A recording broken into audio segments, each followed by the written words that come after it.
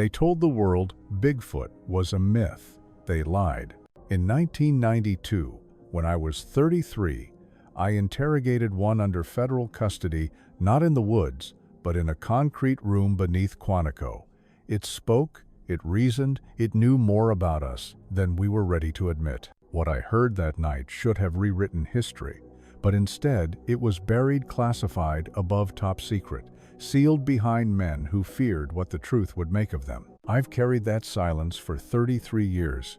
I'm done protecting the lie. My name is Daniel Cross. In September 1992, I was a senior special agent assigned to the Behavioral Science Unit at the FBI Academy in Quantico, Virginia. I'd spent the previous 8 years profiling serial killers, studying criminal psychology, and teaching interview techniques to new agents.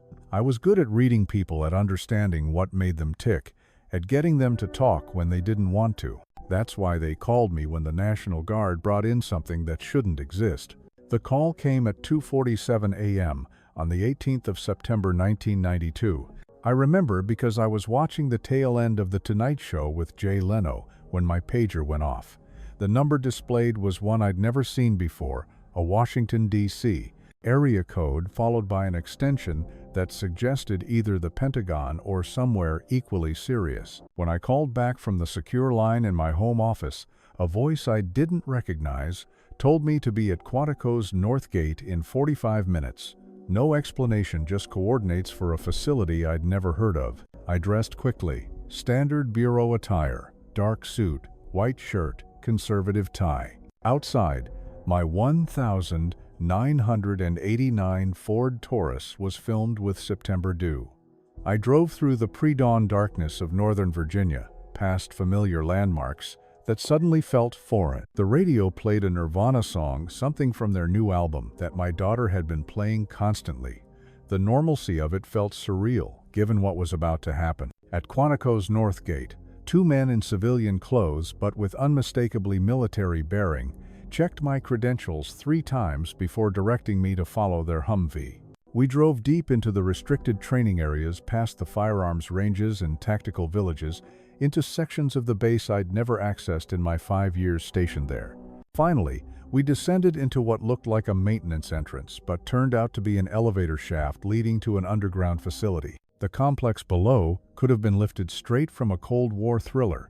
Concrete corridors, lit by humming fluorescent tubes, armed guards every 50 feet. The air had that recycled quality you get in submarines or bunkers. We walked for what felt like 10 minutes before arriving at a conference room where 12 people were already gathered around a metal table covered with photographs, documents, and what looked like biological samples sealed in containers. That's where I met Dr. Sarah Martinez, a biologist from Johns Hopkins, with previous work at MIT. She was maybe 40, sharp-eyed, exhausted, but clearly the only person in that room who still believed science could win the argument. Next to her sat a U.S. Army colonel whose nameplate read Hendricks, 2 scientists from what I later learned was DARPA, 3 more military officers, and several people in suits who never introduced themselves but had that particular stillness that suggested CIA. "Agent Cross," Dr. Martinez said without preamble,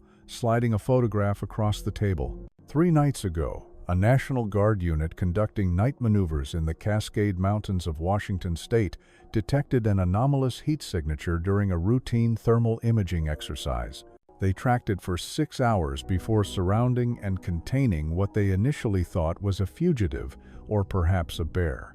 Even now, 33 years later, I can see that image perfectly.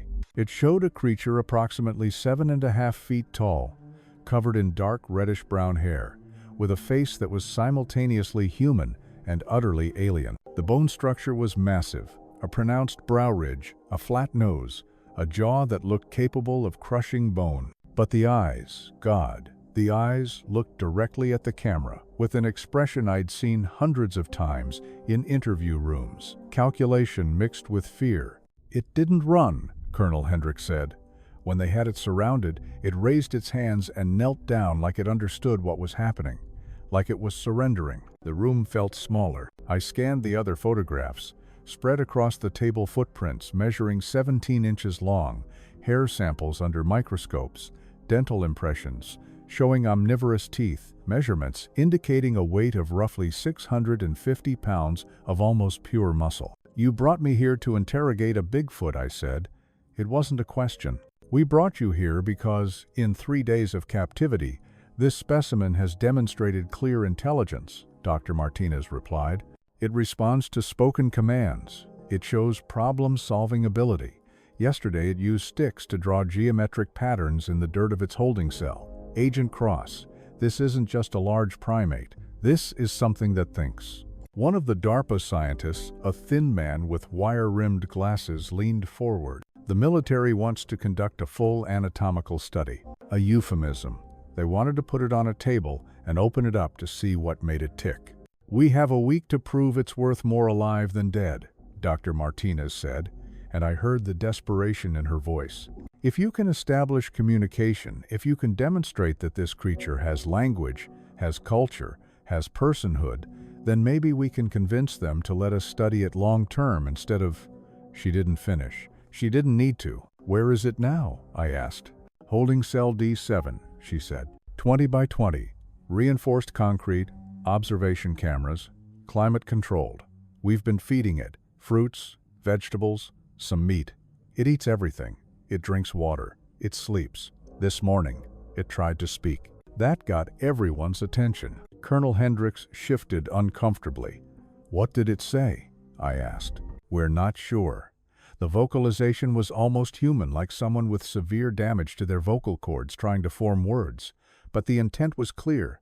It was trying to communicate. "I need to see it, now." They led me through more corridors, down another level, past security checkpoints that required both retinal scans and badge combinations. The holding area was essentially a modern prison block, but instead of rows of cells, only one was occupied at the very end of a long hallway. Through the observation window, I saw it for the first time in person. The photographs hadn't captured the sheer presence of the thing.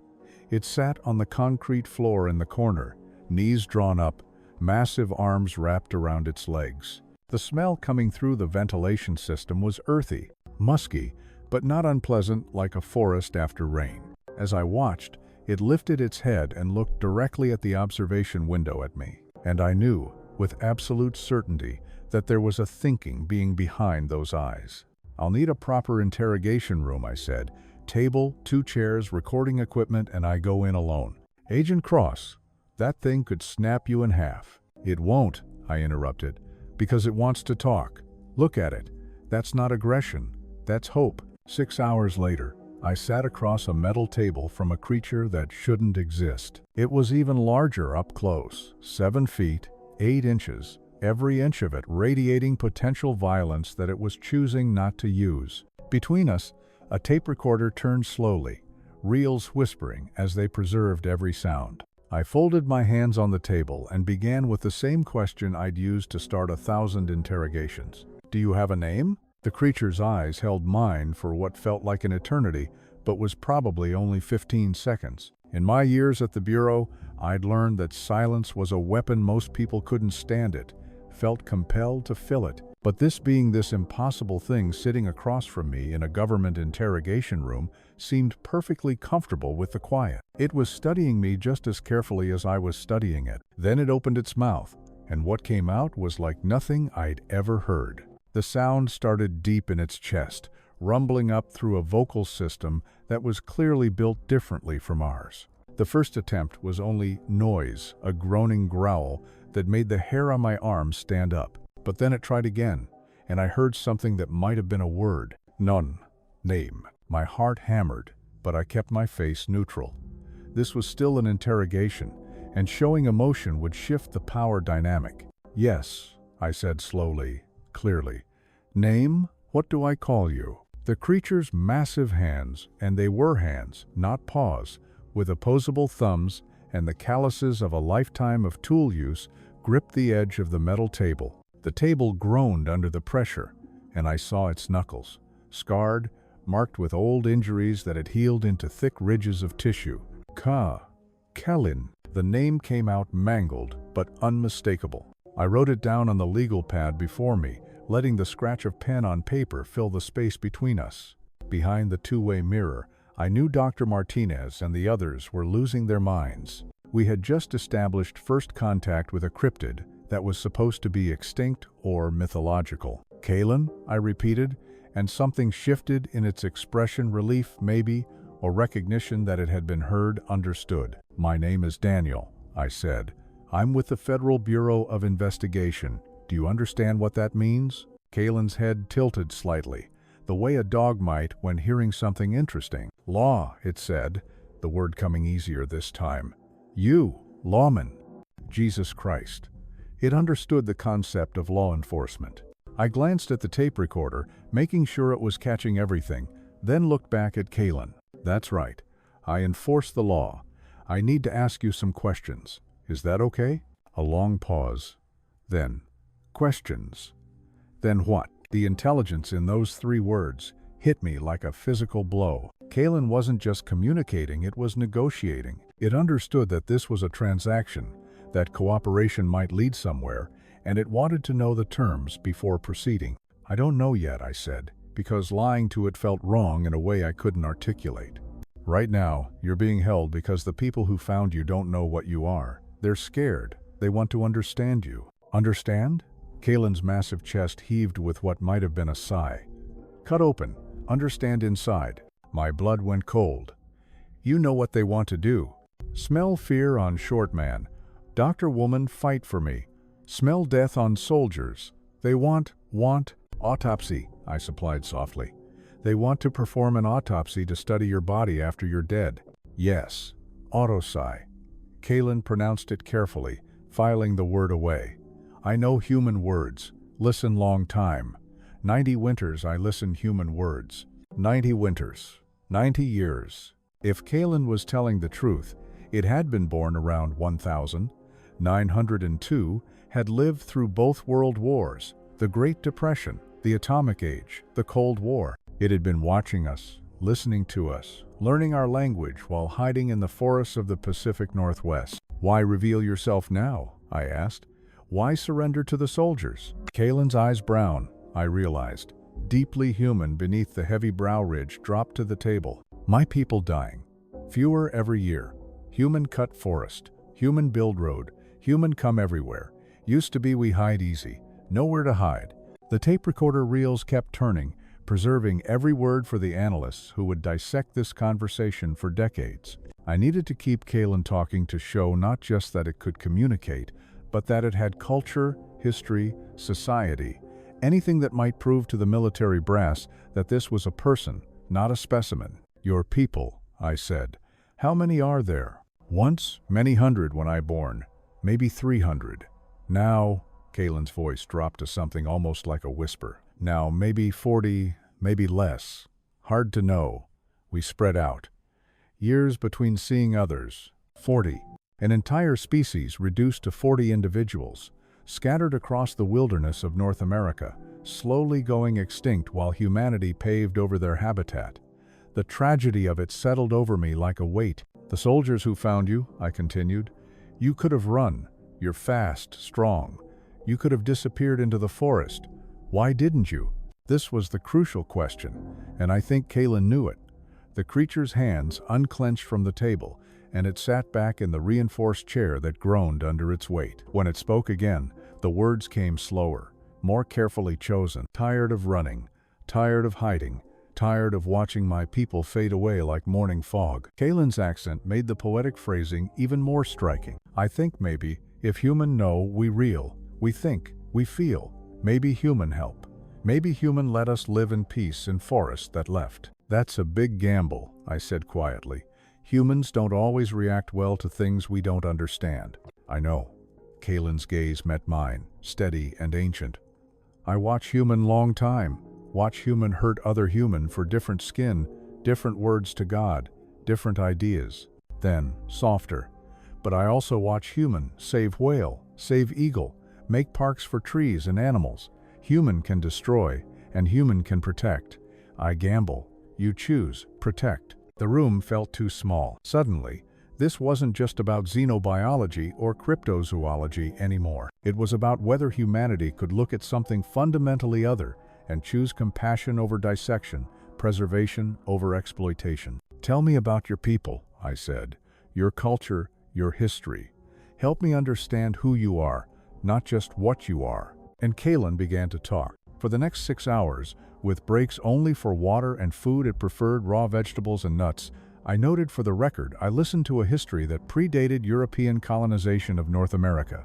Kalen's people called themselves the Sask, meaning roughly the forest walkers, in a language that had no written form. They were not animals. They had social structures, family bonds, burial customs. They mourned their dead. They taught their young. They had stories passed down through generations about the time before humans came, when forests stretched unbroken from coast to coast. They had always known about us. They'd watched the indigenous peoples of the Americas for thousands of years, sometimes trading, sometimes even speaking with them. The tribes had known the Sask, had woven them into their mythologies and tradition. But when Europeans arrived with guns, disease, and relentless expansion, the Sask retreated deeper into the wilderness. They made a collective choice to become legend rather than face extermination. "We see what humans do to tribes," Kalen explained, the words coming easier now as he grew more comfortable with English. "We see smallpox. We see Trail of Tears. We see reservations. We decide better to be myth than to be conquered." The overhead fluorescence hummed. The tape recorder had gone through 3 cassettes. My hand ached from taking notes. I realized I was sitting across from someone who had witnessed the entire modern history of American expansion from the perspective of those being displaced. "You said you've listened to humans for 90 years, I said, circling back to something that had been nagging at me. "What have you learned about us?" Kalen was quiet for a long moment. Then, "You want true answer?" "Yes. Human, our most dangerous animal ever live on Earth," Kalen said flatly. "Not because you strong or fast. Because you never satisfied. Always want more land, more food, more things, more power. You kill everything around you and call it progress." The words hung in the air like an indictment. I couldn't argue with them, but Kalen continued, and I heard something different in his voice now, something that might have been hope or might have been desperation. "Human also, only animal that can choose to be different. Only animal that can look at destruction and say, no more. Only animal that can change. Question is, will you?" Before I could respond, there was a sharp knock on the interrogation room door. Colonel Hendricks entered, his face grim. "Agent Cross, we need you outside. Now." I glanced at Kalen, who sat very still, nostrils flaring as if scenting the air. "5 minutes, I said to the colonel. "Now, Agent." In the observation room, chaos. Dr. Martinez was arguing with 2 men in suits I hadn't seen before. Their credentials, when they finally flashed them, showed they were from the Department of Defense, several pay grades above anyone else in the facility. "The Secretary of Defense wants this thing transferred to a secure military research facility by 0600 tomorrow," one of them said without preamble. "All civilian consultants will be dismissed. This is now a matter of national security." "You can't do this," Dr. Martinez shot back, her voice shaking with anger. "We've just established communication. Do you understand what that means?" "It means we have a potential intelligence asset," the other suit replied coolly. "Or a potential threat. Either way, it's above your clearance now, Doctor." I looked through the glass at Colin, still sitting motionless in the interrogation room, staring at the door I'd exited, waiting, trusting that maybe this time would be different. "I need more time," I said. "You have until midnight," the first suit answered. "Make it count." Midnight. I had 6 hours to find something, anything that might convince the Department of Defense that this creature was worth more alive than dissected in a lab. I turned to Dr. Martinez. "What do they think Kalen knows? What makes this suddenly a DoD priority instead of a scientific one?" She exchanged a glance with Colonel Hendricks, who looked like he'd aged 5 years in 5 minutes. "Tell him," she said. The colonel pulled a manila folder marked with red classification stamps from under his arm. 4 hours ago, we received satellite imagery from the National Reconnaissance Office," he began. Routine survey of the Cascade Range. What matters is what they found. He spread 3 photographs across the table, high-resolution aerial shots of a remote valley, deep in the Washington State mountains. At first, I couldn't make sense of them rock formations. Dense forest, then I saw it. The rocks weren't random. They were arranged deliberately, in pattern. These are structures, I said slowly. We think so. Look here. Hendricks pointed to another photo, this one with thermal imaging overlay, heat signatures, multiple sources, living things, large ones, in what appears to be some kind of settlement. You found where Kalen's people live. We found one group, maybe 15 to 20 individuals based on the signatures, the colonel said tightly. The secretary wants to know everything before we make contact: population, technology level, potential threat assessment, and he wants to know if there are more groups we haven't found yet. One of the suits, steel gray hair, West Point class ring, stepped forward. Agent Cross, your subject claimed its people have been watching us for 90 years. That means they've observed our military capabilities, our weapons development, possibly even classified operations in remote areas. They could possess intelligence value we can't quantify. Or, the younger suit added, his tone slick, practiced, unmistakably, CIA. They could be a security risk, an unknown intelligent species living on U.S. soil with knowledge of our activities and infrastructure. We need to determine their intentions, their capabilities, and their vulnerability to control. That phrase, vulnerability to control, made my stomach turn. I'd heard language like that before in briefings about foreign insurgencies. It was the vocabulary of subjugation. You want me to interrogate Kalen about how to neutralize his entire species? I asked. We want you to gather actionable intelligence, the gray-haired suit corrected. How you frame your questions is up to you. But understand this, Agent Cross, if we don't get satisfactory answers, the fallback plan is to study the specimen we have, then sterilize the site we've located. We can't allow an unknown variable this close to strategic installations. Stratégique installation? Dr. Martinez demanded. It's the middle of the wilderness, she said incredulously. There's a decommissioned early warning radar station 40 miles from that valley, the suit replied, and a fiber optic trunk line carrying encrypted military communications within 20. The wilderness isn't as empty as civilians think. I looked again through the observation window. Kalen hadn't moved, still seated, still calm. 90 years of watching, listening, learning, and now humanity was about to decide whether to study or exterminate his kind. I need something, I said. If I'm going to do this, I need leverage. Something I can offer him in exchange for cooperation. You're not authorized to negotiate. Then you're not going to get what you want. I cut him off. Kalen isn't stupid. He can smell fear and aggression. You want intelligence? I need to establish trust, and trust requires reciprocity. The two suits exchanged a look, an unspoken calculation. Finally, the gray-haired one nodded. Limited immunity for information.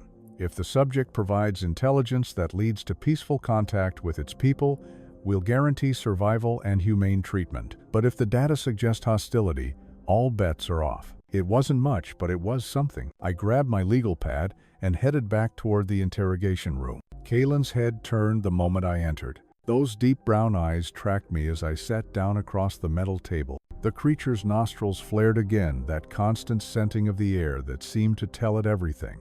You smell different now, Kalen said. More fear, more anger. What happened out there? I decided on honesty. They found your people. Thermal imaging satellites picked up a group in the Cascades, maybe 20 individuals. The government wants to know everything about them before they make contact. I watched Kalen carefully. The massive hands clenched once, then relaxed. Its breathing changed deeper, slower, deliberate. It was remarkable to watch, a non-human intelligence practicing control over emotion. How long before soldiers come to Valley? Kalen asked quietly. I don't know. Days, maybe. But Kalen, there's a window here. If you help them understand, if you can prove you're not a threat, they might choose peaceful contact instead of... Kalen finished the thought for me. Instead of killing us all. Yes, I said softly. That's why you surrendered? This is why, Kalen replied. Better I teach you about us than you learn by cutting us open. The creature leaned forward, and I had to fight the instinct to lean back. This close, I could see the intelligence in every tiny expression, the way thoughts moved behind those eyes like clouds across the sky. What do you want to know, Daniel? I opened my legal pad to a fresh page. Start with your social structure. The people in that valley, are they a family group? A tribe? How are you organized? We call it clan, Kalen said. Blood family, yes, but also chosen family. Sask mate for life like wolves, like swans. When young are born, whole clan raises them. Everyone teaches, everyone protects. Kalen's English had a rhythm to it now, almost musical. Clan in valley probably has elder, oldest, and wisest, usually female. She makes decisions, settles disputes, keeps history. Matriarchal, I noted. The elder is always female? Usually, Kalen said. Females live longer, carry more memory. Males more impulsive, better hunters, worse planners. A trace of humor softened the words. I am bad. Sask too curious. Take too many risks. Elder of my clan tell me many times. Kalen, you think too much about humans, not enough about staying safe. She was right. I wrote quickly, trying to capture everything. Where is your clan? Are you from the group in the Cascades? No, my clan far north British Columbia, near coast. I traveled south many years ago to scout, to watch human cities grow, see how close they come to our forests. I was supposed to return with information. Kalen's voice dropped. That was 8 years ago. I never go back. Why not? Silence stretched. When Kalen spoke again, its voice was low and rough. I find female different clan living in Olympic Mountains. We mate. We have daughter. Kalen's hands opened and closed on the table. Then loggers come. They cut section of old forest where we nest. My mate go to stop them, try to scare them away. They shoot her. She fall. The creature paused, eyes unfocused, remembering. I try take daughter north, but she gets sick. Human sickness from stream near logging camp.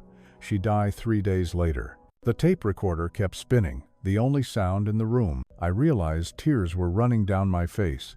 I wiped them away quickly, but Kalen had already seen. You cry for my daughter, the creature said with quiet wonder. Human cry for Sask child. I have a daughter, I said. She's 8 years old. I can't imagine. I stopped myself. Kalen reached across the table slowly, careful not to startle me. One massive hand extended, palm up an offering. After a hesitation, I placed my hand in his.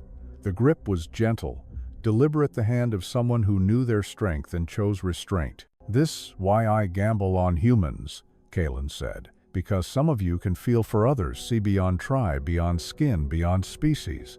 This is human gift and human curse. You can love everything or destroy everything. You choose which.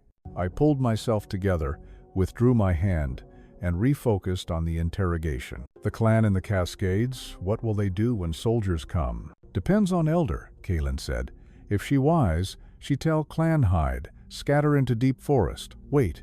If she fearful, she tell them run far away. If she desperate, Kalen paused. If she desperate, she might tell them fight. Fight against the U.S. military? We are strong, Daniel. Much stronger than human. Sask male can lift boulder that takes 3 men to move, can run through forest in dark without stumble, can break bone with hands. Kalen's voice was grim. We would lose, we know this, but cornered animal fights even when it cannot win. Pride and fear make anyone dangerous. That was the intelligence the DoD wanted, a threat assessment. But what Kalen was really telling me was that his people were desperate enough to be dangerous. How can we approach them peacefully? I asked. What signal would tell them we're not a threat? Kalen thought carefully. Sask, have gesture sign of peace. Open hands, palms forward while speaking. We show we have no weapons. We make ourselves vulnerable. We announce ourselves. He hesitated. But, I prompted, but they will not believe human soldiers. Too much history of human lies. Too many broken promises to tribes who thought humans came in peace. Kalen looked at me intently. Would need someone they might trust, someone who has spoken with one of us. The interrogation room door swung open. Colonel Hendricks stood there, pale. "We've got a problem, Agent Cross. A big one. You need to see this now."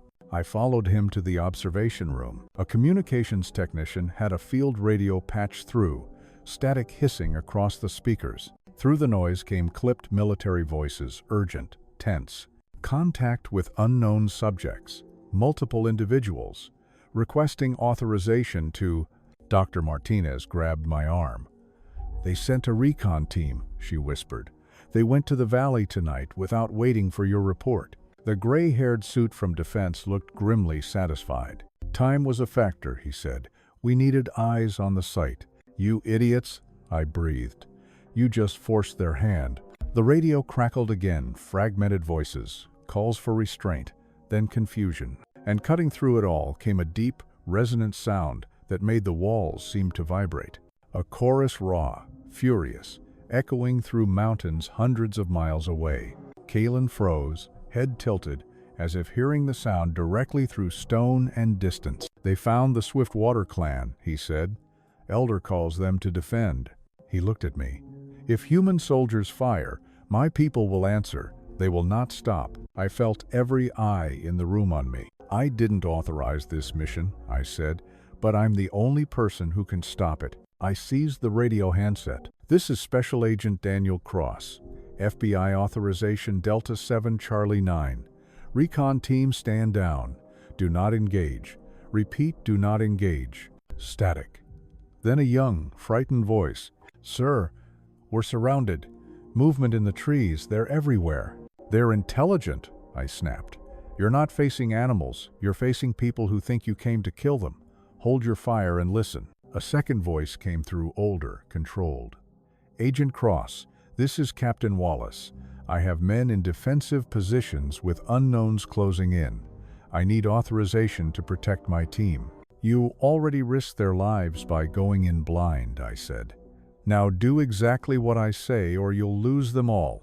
Lower your weapons. Open your palms. Show no aggression. Do it now." Silence followed, a long, thin thread of quiet stretched across the static. Then, "Understood." I turned to Colonel Hendricks. "How fast can you get a helicopter to the Cascades?" 30 minutes to Fort Lewis, McCord," he said. "Another 40 to the valley if we push it." "Do it." The gray-haired suit stepped forward. "Agent Cross, you don't have authority." "Then arrest me when I get back," I cut him off. "But right now, I'm the only one who can talk to them." I turned to Kalen. "I'm going there. I'm going to stop this before anyone dies. Will they listen to me?" "Not to human," Kalen said quietly. Then, after a beat, "But maybe to human who comes with Sask." He placed a massive hand on my shoulder. "I go with you." Dr. Martinez stared at us, eyes wide. "You can't seriously." "I have to," I said. "If this goes wrong, hundreds die on both sides. If it goes right..." I didn't finish. 20 minutes later, we were airborne in a Black Hawk helicopter, racing north through the night sky. Kalen sat across from me, crouched low beneath the ceiling. Even in the dim red cabin lights, the crew couldn't look away. Dr. Martinez was beside him, typing furiously on a tablet, documenting everything. No one spoke much. The rhythmic thrum of the rotors filled the silence. Below us, the dark wilderness stretched out endless, ancient, indifferent.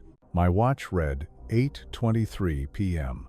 We had barely 3.5 hours before the Defense Department's midnight deadline. Outside, the stars burned over the Cascades.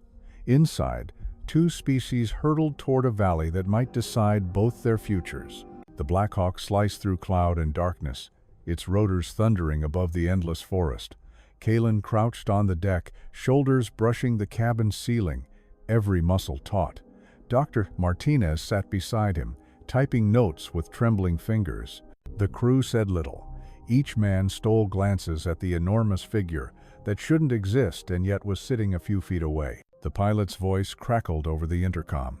"Agent Cross, we're nearing the coordinates. Ground team reports they're still surrounded but holding position. No shots fired." Kalen's eyes closed, head tilted as if listening to something far away. "They wait," he murmured. "Elder tells young ones be patient, but patience breaks soon." The helicopter began to descend. I could see faint pinpoints of light below infrared strobes marking the soldiers' perimeter. Beyond them, the tree line moved with shadowed shapes far larger than men. "Set us down 50 meters from the team," I ordered. "Tell them to lower weapons before we land. Non-negotiable." The aircraft dropped into the clearing.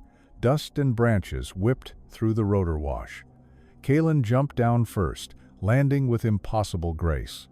I followed, boots sinking into damp soil. Dr. Martinez came last, shielding her eyes against the downwash. Captain Wallace approached at a crouch, shouting over the noise.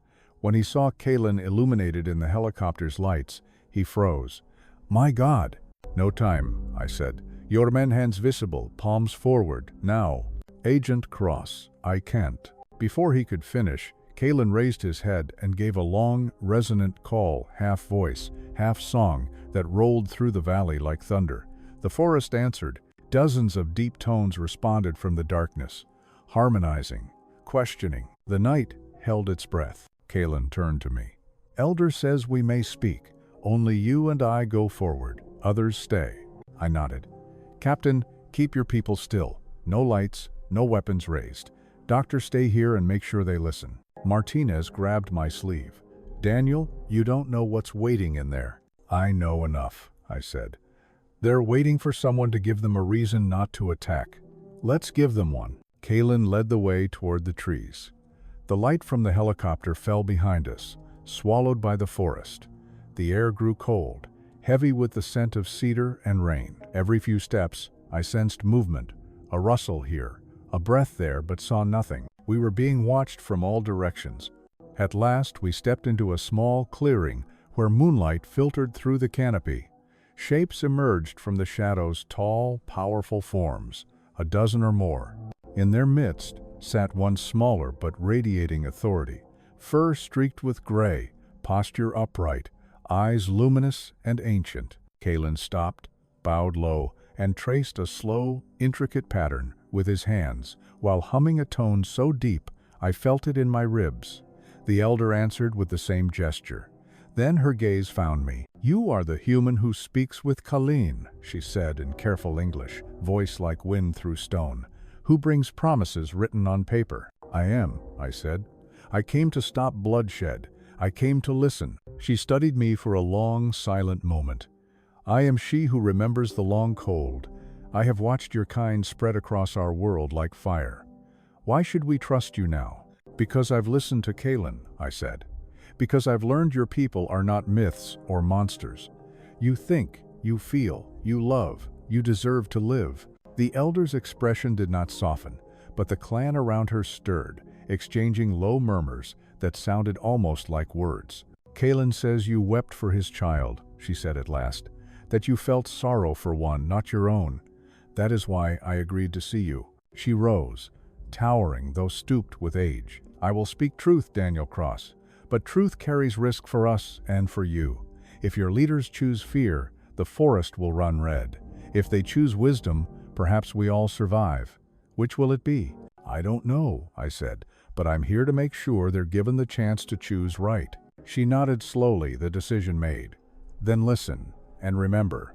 And in that moonlit grove, surrounded by beings older than our cities, she began to tell me the story of her people. She who remembers the long cold sat back on her stone seat, eyes half closed, as if drawing the story from memory older than the trees around us. "We were here before your kind," she said. "When I still ruled the north and forests were young. We walked the valleys, followed herds, watched rivers cut mountains. We are not your ancestors, Daniel Cross. We are another branch of the tree." Her words were measured, deliberate, every phrase like a ritual. "Humans and Sask share ancient roots," she continued. "But when your line chose tools and fire, ours chose memory and silence. You built walls. We learned to listen. You bent earth to your will. We learned its songs." Kalen sat near her feet, listening like a child hearing a story for the first time. The elder went on. "When your ancestors made cities in the east, we watched. We saw how walls demanded soldiers, how food demanded conquest. We saw slavery grow beside civilization. We decided better to remain few and free than many and bound. I was scribbling notes, but part of me already knew nothing I wrote could capture what she was telling me. We kept our ways, she said. Every clan carries its memories in stories and songs. Each winter, elders gather young ones and recite the names of the lost back to the beginning, so we do not forget who we are. Her hand rose slightly, palm open to the moonlight. We have no written word because the forest is our book. Every path, every scent, every sound tells history. When you clear forest, you burn our language. I felt the sting of that line more than I wanted to admit. She who remembers the long cold looked toward the dark trees. For centuries, we lived beside the first peoples of this land. They saw us, spoke with us, traded furs and herbs. Some even married into our clans. They kept our secret because they understood what silence protects. But when new humans came, those who crossed the ocean, everything changed. She paused, the firelight from our single lantern catching the lines of her face. Your diseases came first, she said softly. Then your hunger. Forest after forest fell. We hid deeper, moving north, moving high. Some of us died, some vanished forever.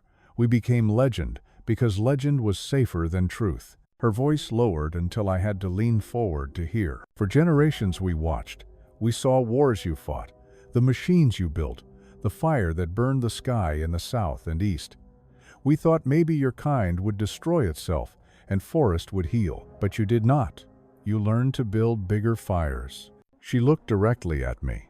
Still, there is hope. Your kind learns slowly, but sometimes learns. You protect wolf and eagle now. You speak of balance. Perhaps one day you understand it. She fell silent. The forest filled the space with its own quiet language, the creak of branches, the breath of wind through cedar. For a long time, none of us spoke. Finally, I asked, "How many of your people remain?" "Less than 100, she said. "Maybe only 60, clans far apart. Some we have not seen in decades. We keep distance so one sickness cannot take all, but distance means loneliness." Her gaze drifted skyward. "When we die, our stories die too. That is why Kalen came to you. He wished our songs to outlive our bodies." I realized then that what she offered wasn't just knowledge, it was a final act of trust from a species standing at the edge of extinction. I took a slow breath. "What do you need?" I asked. "Not want need to survive as a people." She who remembers the long cold studied me for a long moment before answering. "Protected forest large enough for life to continue, 10,000 square miles, maybe more land where trees still old, rivers still clean, corridors to move between clans, no roads, no machines, no hunters who come for trophies." She paused, the moonlight glinting in her eyes. "And help. Your doctors know sickness. Ours do not. Teach us to fight disease. Teach us, but do not try to own us." Her gaze steadied on me. "And recognition. Not as animals to be catalogued, but as people of this land, people who walked it before your kind spoke its name." "You want sovereignty?" I said. She shook her head. "We want to exist. Sovereignty is your word. We only wish our children to have forests to live, food to eat, safety to grow old." I glanced at my watch. 11:17 p.m. 43 minutes until the Defense Department's deadline. I had less than an hour to find a way to make the most powerful government on Earth see these beings as more than curiosities. "I need to make some calls," I said, "and I need you to come with me, both of you, you and Kalen. If they hear this directly from you, if they can see you're not a threat." She interrupted quietly. "You asked me to walk into cage. I'm asking you to walk into negotiation," I replied. "With me beside you, Dr. Martinez will document everything. We'll make sure your words can't be buried. And if they choose fear instead of wisdom, then I'll spend the rest of my life fighting for you," I said. "If they try to silence this, I'll make it public. I'll make sure the world knows what we did here." For a moment, no one spoke. Then the elder turned to the assembled Sask and spoke rapidly in their own language, a rhythmic blend of vowels and breath that sounded like music shaped into meaning. Low voices answered, rising and falling like wind in pines. When she turned back, her decision was made. The clan says I am too old to risk, but Kalen will return with you, and my grandson Storm Voice will go too. He is strong, 34 winters, and speaks your words." A tall young male stepped forward from the shadows, broader than Kalen, but with eyes that carried the same quiet intelligence. "Honor to meet human who seeks peace," he said carefully. Relief washed through me. "Thank you." The elder inclined her head. "Do not thank me yet, Daniel Cross. You carry our trust now. If your leaders betray it, you will live with that weight." Her words followed me as we walked back toward the clearing. The forest behind us faded to silence. The clan melted into shadow, leaving only memory. Captain Wallace's team waited, weapons lowered but ready. Dr. Martinez rushed forward, eyes widening when she saw Storm Voice beside Kalen. "There's another one," she breathed. "This is Storm Voice," I said. "He's the elder's grandson. He's coming with us to speak for his people." Storm Voice inclined his head politely. "Grandmother says you have good heart," he told Dr. Martinez. She blinked hard, then started typing, recording every word. "I have about 10,000 questions." "Ask them on the helicopter," I said. "We have 38 minutes to convince the government not to make a terrible mistake." As the rotors began to spin and the night wind whipped through the clearing, I glanced once more at the forest. Nothing moved, but I knew they were watching. For the first time in 100 years, the Sask had stepped into the open. The flight back to Quantico felt unreal. Kalen sat beside Storm Voice, speaking softly in their language, low tones that blended with the thrum of the rotors. Dr. Martinez typed non-stop, documenting every word and movement. Across from them, Captain Wallace stared, trying to reconcile training and reality. Storm Voice watched the world outside the window with wonder and unease. The helicopter lights reflected in his eyes as the forest slid away beneath us, his home vanishing into dark. I realized we were carrying the entire future of their species in that aircraft. My watch read 11:51 p.m., 9 minutes to deadline. We landed hard on the tarmac outside the underground facility. Guards froze when they saw the towering figures step out of the helicopter, their fear barely hidden behind their weapons. "Stand down," I ordered. "They're with me." Kalen moved calmly, hands open, posture neutral. Storm Voice followed, mimicking the gesture. Even in the floodlights, they looked impossibly ancient beings from a forgotten age, walking into the heart of human power. We moved quickly down the concrete corridors. Inside the operations center, the air was thick with tension. The 2 Department of Defense officials were there, joined by new faces, generals, analysts, intelligence officers, all whispering under their breath as we entered. And at the head of the table sat Dr. Evelyn Foster, the President's science advisor.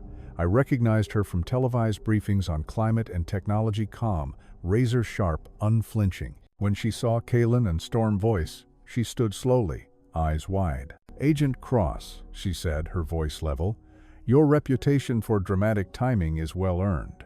"Dr. Foster," I said, catching my breath, "we didn't have time for protocol. The President asked me to personally assess this situation," she replied. "You've stumbled onto something that could redefine what it means to be human." She turned to Kalen. "I am honored to meet you." Kalen inclined his head. "We come not as threat," he said carefully. "We come to speak truth." For the next hour, long past midnight, Kalen and Storm Voice spoke while Dr. Foster listened. They told her about the Sask's dwindling numbers, about the loss of forests, about watching humanity reshape the world without understanding what it was breaking. Storm Voice described growing up, knowing he might be part of the last generation of his kind. Kalen spoke of 90 winters of silence, of hope and fear, of surrendering himself, not for survival, but for understanding. Then he said something that changed everything. "Dr. Foster," he began, "humans pride themselves on science, on knowledge, on discovery. But we have watched you for thousands of years. We have knowledge too. We know the forest, every plant, every river, every cycle. We know which roots heal wounds your medicines cannot. We understand weather before storms come. We see change before it reaches your cities." He leaned forward, meeting her gaze. "You can cut us open and learn how our bodies work. Or you can speak with us and learn how your world survives." Dr. Foster sat very still. "What change are you talking about?" she asked. Storm Voice answered quietly. The forest burns differently now. The winters shrink. Rivers grow angry. We see what comes: the warming, the hunger, the storms. You call it climate change." The room went silent. Hearing those words, climate change, spoken in 1992 by a being the government had barely admitted existed, was like watching the future itself step forward. Dr. Foster looked around the table. "Gentlemen, I'll be recommending immediate reclassification of this entire matter. Effective now, these beings are to be recognized as indigenous persons under full human rights protection. Their lands will be designated as federally protected ecological corridors. No further experimentation, no forced detainment. Am I understood?" The defense officials exchanged glances. One started to object, but Dr. Foster's expression stopped him cold. "Crystal clear, ma'am," he muttered. She turned back to me. "Agent Cross, you'll serve as liaison between the Sask and the U.S. government. Congratulations, you've just become the first human ambassador to a non-human intelligence." Her tone softened. "Don't screw it up." Kalen's eyes met mine. In them, I saw the same cautious hope I'd seen in the cell that first night. The hope that maybe, just maybe, we'd chosen the better path. 3 decades have passed since that September night in 1992. The world knows the truth now, or at least, the part of it we were allowed to share. The story broke publicly in 1994, after 2 years of silent diplomacy and containment. The reaction was chaos, at first panic, disbelief, then a slow, uneasy wonder. When the government finally confirmed the existence of the Sask, the world didn't end. It changed. The Swift Water Preserve was established in 1995, 10,000 square miles of protected old-growth forest stretching across the Cascade Mountains. Others followed in Canada and Alaska, linking corridors where the remaining clans could live without fear of hunters or cameras. The global population stabilized at around 200. It's not enough for long-term survival, but it's more than we had. Today, there are Sask scientists. Yes, scientists working alongside human biologists. They study conservation genetics, forest restoration, and ecological forecasting. The younger generation bridges both worlds, learning human science without losing their ancestral knowledge. Where we see data, they see patterns. Where we measure, they feel balance. Kalen died in 2019. At the age of 117, I was there. The hospital room had been specially modified to fit his frame, steel-reinforced bed, widened doorway, filtered air that smelled faintly of pine. He passed quietly, surrounded by clan members and friends, human and Sask alike. His last words to me were simple. "You kept promise, Daniel. You showed humans can choose compassion." Storm Voice became an elder soon after. He leads the Swiftwater clan now, with the same calm wisdom his grandmother showed before her death in 2008. I attended her memorial, an ancient ceremony of music, scent, and silence. No speeches, just remembrance, just gratitude. I retired from the Bureau in 2013, but never stopped working with them. I serve on the board of the Human Sask Council, mediating disputes, helping expand protections. My daughter, she's 41, now works as a wildlife biologist at the preserve. She studies how Sask ecological knowledge can guide modern conservation. She's better at it than I ever was. There's one truth I've carried since that night, the one that was classified at the highest level. It wasn't about alien DNA or hidden technology. It was about us. Kalen told me the Sask had a saying passed down through their generations. The measure of a people is not in what they can destroy, but in what they choose to protect. For thousands of years, they believed we had failed that measure. We chose conquest over coexistence, progress over preservation. They watched us drive species to extinction, poison the air, and burn the forests they called home. But Kalen gambled that humanity could change, that given the choice between fear and compassion, we might finally choose compassion. We almost didn't. We came within hours of dissecting him, within minutes of starting a war in the Cascades. What saved us wasn't policy, it was people. Dr. Martinez, who refused to let science become cruelty. Colonel Hendricks, who trusted my judgment. Captain Wallace, who lowered his weapon, Dr. Foster, who saw a person instead of a specimen, and me, a man who cried for a child he never met and meant it. Kalen's revelation wasn't that humanity is doomed, it was that we're balanced forever on the edge of what we choose. Every act of kindness or cruelty tilts the scale. Every decision decides what kind of species we become. The Sask still live, deep in the forests of the Pacific Northwest. Their children learn both languages, now ours and theirs. They grow up knowing the world can be shared if both sides want it enough. I'm 66 now, and I think about that night every day, not for what I discovered, but for what we nearly destroyed. Because the real horror wasn't what we found in that cell under Quantico. It was what we almost became. The question that still haunts me isn't whether Bigfoot exists. It's whether we deserve to. And as long as the Sask are still out there, watching us from the shadows of their ancient forests, I can only hope we keep choosing wisely.